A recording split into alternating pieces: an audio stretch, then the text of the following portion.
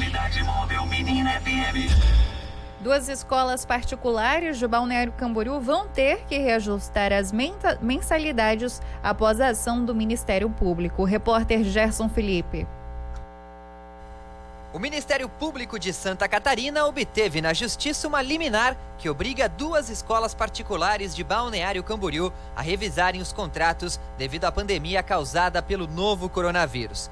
Vale destacar que desde o início da pandemia já existe uma recomendação do PROCON estadual de que as escolas devem apresentar as suas planilhas de custos e, a partir disso, realizarem a negociação junto aos pais de uma redução nas mensalidades.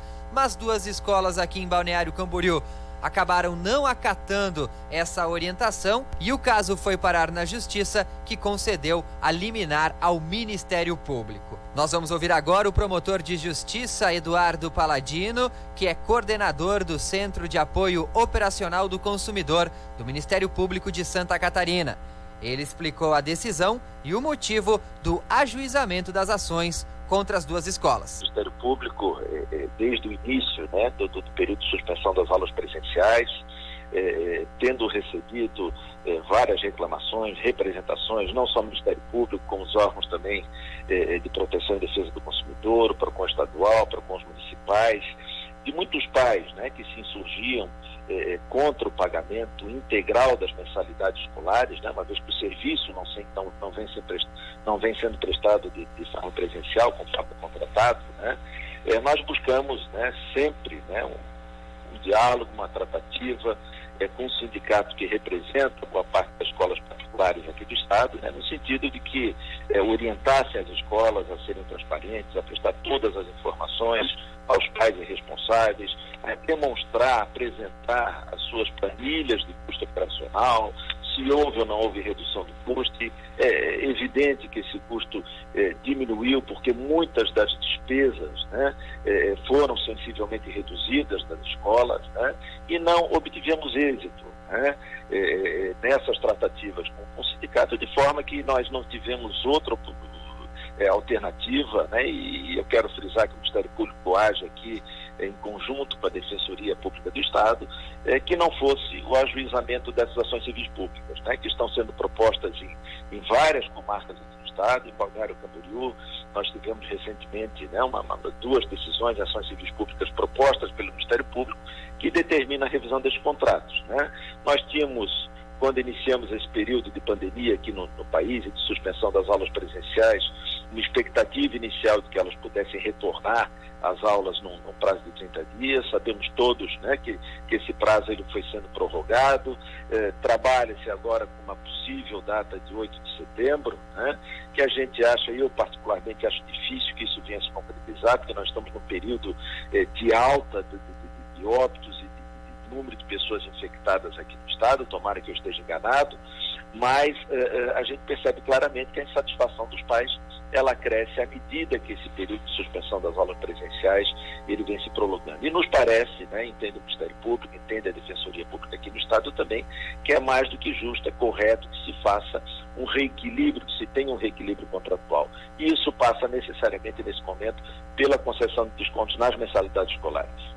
É importante destacar que a maioria das escolas aqui em Balneário Camboriú acabou atendendo a essa recomendação do Ministério Público de Santa Catarina, mas infelizmente duas escolas acabaram não acatando a essa determinação e em função disso foi expedida aí a liminar para que essas duas escolas, então, especificamente, fizessem a revisão dos contratos.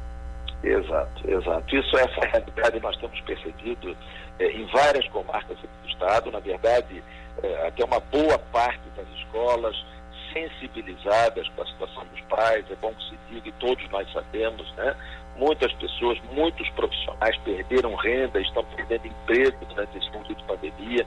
Então, é necessário que as escolas tenham também essa sensibilidade. Muitas já estão concedendo, muitas já, inclusive, concediam antes mesmo da ação do Ministério Público e da Defensoria.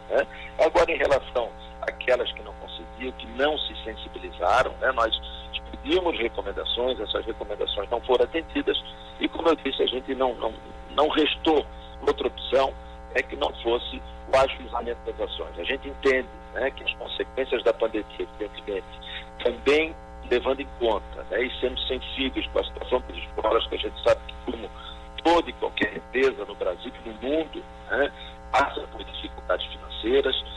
Agora, não pode a consequência ela ficar toda, né, para os pais e os responsáveis financeiros. É necessário que se tenha equilíbrio, que se tenha bom senso e que esse prejuízo ele seja repartido, né, entre escolas e pais. Então, em relação àquelas, né, que estavam sendo insensíveis e que não concediam qualquer tipo de desconto, o Judiciário, o Ministério Público tem proposto as ações e o Judiciário aí tem se manifestado em várias comarcas do Estado.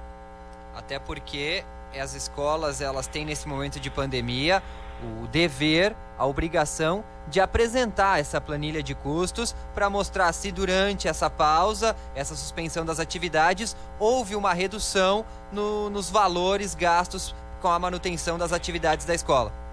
Exatamente. Veja, Gerson, essa planilha não tem nada de mais, de sigiloso nessa planilha. É a mesma planilha de custos que ela serve, né, para a composição das anuidades todo final de ano, quando a escola estabelece a anuidade para o ano seguinte, que vai ser dividida, né, em mensalidades, em parcelas. Ela usa por base, ela tem por base essa planilha de custo, né, que é determinada por um decreto federal de 1999, então não tem segredo nenhum em relação a isso. É evidente, né, que nesse período já de março, nós estamos indo para agosto, já são 5 meses, isso vai se prorrogar.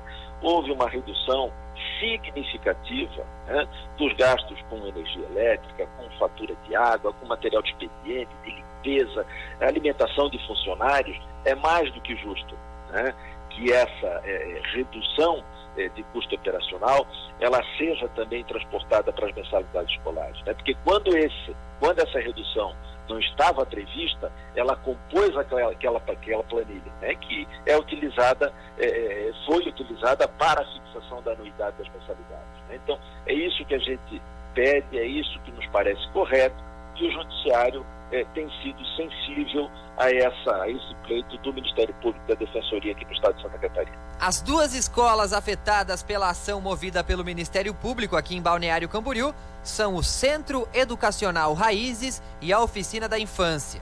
Com a decisão, elas possuem prazo de 30 dias para revisar os contratos de todos os seus alunos e adequá-los aos impactos da suspensão das aulas e atividades presenciais.